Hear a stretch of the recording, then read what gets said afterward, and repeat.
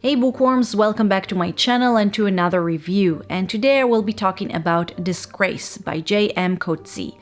This name, the author's name I mean, is a name that I used to see a ton when I was working in a bookshop, but I never read any of his books until now, and the reason I decided to read Disgrace was because I randomly saw this Facebook thread about it and people were saying how powerful this book is, how it was the favorite book of some of them. Men, women, young and old, people were really praising this book. So, because I was intrigued, but also because I wanted to go off a little of horror and fantasy thrillers for a while, I decided to read it. Disgrace takes place in South Africa, and its protagonist is David, a middle-aged college professor and a big ladies' man who has an affair with a young student. And she's 20, by the way, way younger than him, but still legal. And when it's found out, he's asked to quit and he decides to go and live for a while with his daughter, who lives pretty much the opposite life to his. She lives in the country, she grows her own food, runs a dog kennel, etc. But when something terrible happens there, it shocks David's world and makes him pretty much rethink his entire life. I really disliked this book. Look, I get that everyone is different and different people will have different opinions about every work, but I honestly could not understand why people call this book powerful and why they praise it so much. I'm not saying this book is bad, boring, written badly or anything like that. I just really didn't like it. It gave me a bad feeling. I kept reading, waiting for this moment of, aha, a twist at the end, or something that will prove that this book was worth it, and it never came. Now, the reason that I disliked this book so much mostly has to do with the main character, David, and his journey, or lack thereof, as a protagonist, and mostly his lack of learning a lesson by the end. And this is the most spoilery I will get, the fact that he doesn't change. And I desperately needed him to change, or at least to understand what he did wrong. Now, here's your trigger warning. This book contains themes of sexual assault. It's not described in great detail, but it's definitely there. It also has a lot to do with that gray zone, you know? It wasn't rape. It's not like I grabbed her in an alley and threatened her with a knife. It's not like she screamed for help or anything, but you know it wasn't 100% consensual. And if you're very sensitive to the subject, or you know what, even if you're a little sensitive, just think about it when considering reading this book, because it's not like it has a happy, cathartic ending. Which brings me back to David. Look, I don't mind having an asshole for a protagonist, not even a rapist, misogynist, racist, etc. My issue comes from this framing of him as this poor victim that actually did nothing wrong.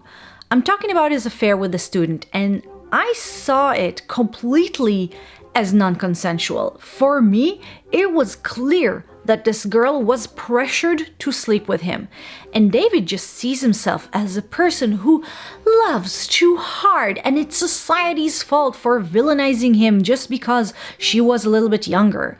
I'm not a person who usually takes these things to heart, but this whole thing of the gray zone is so true to real life, and so many rape victims aren't believed because allegedly they had a choice. They chose to sleep with that person, but in reality, they did not actually have a choice. And to add to this, David, as I mentioned before, never realizes that he did anything wrong.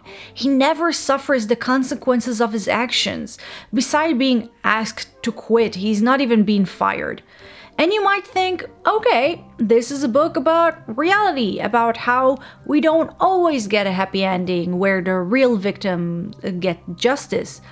But the problem is that throughout the book, I felt that the rest of the characters and the narrative were all on David's side.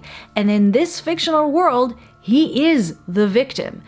And that just really bothered me. It's something that I could not get through and really made me wonder why people felt like this book was such a powerful book. Now, before I move on, I want to address the fact that many people in the comments will probably want to explain why I didn't understand this book and how I didn't get it. And you know what? You'll be right.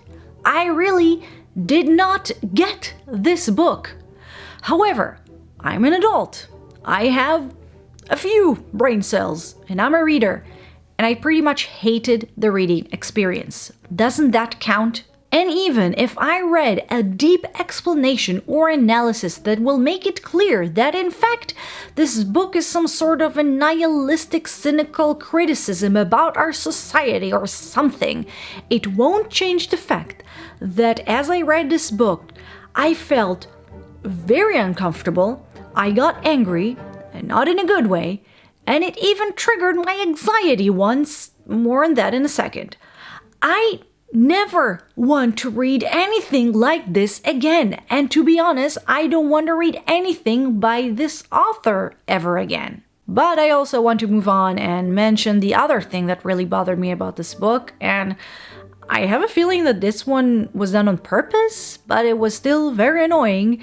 And this is how the characters talked. They talked so strange. The conversation were just off. People will not really respond to the other person like I feel people, real people would.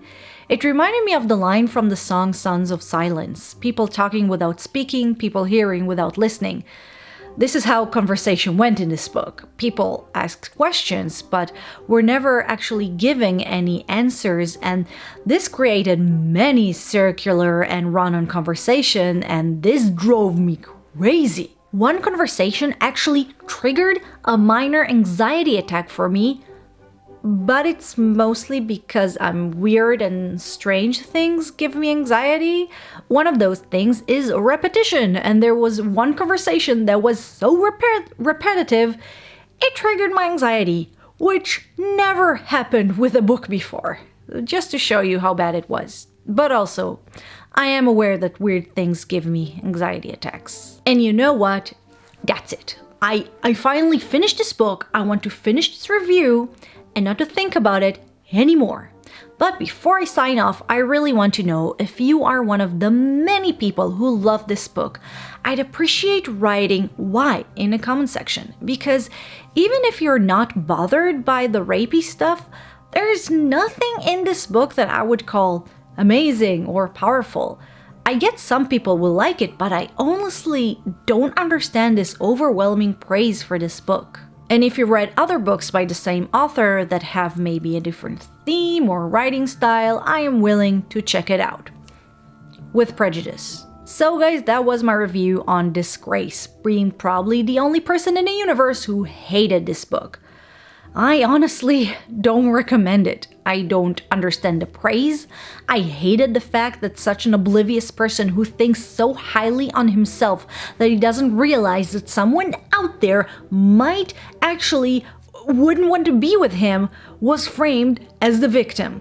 I hated the circular conversations. I hate the nihilistic point of view of this book that didn't feel like criticism but more like the thought process of an emo kid. This book keeps haunting me and I hate it. I need a break. So guys, thank you very much for watching this video. I hope you liked it. I'm not sure I liked filming it. And if you did like it, please click the like button for support, because I need it. Share your thoughts in the comment section, whether you want to tell me why you loved Disgrace or maybe to show me that I'm not the only person out there who didn't like it. Anyway, thank you again for watching and I'll see you next time, probably mentioning this book again on my list of favorites and least favorite reads of 2021. Anyway, I'll see you next time. Bye bye.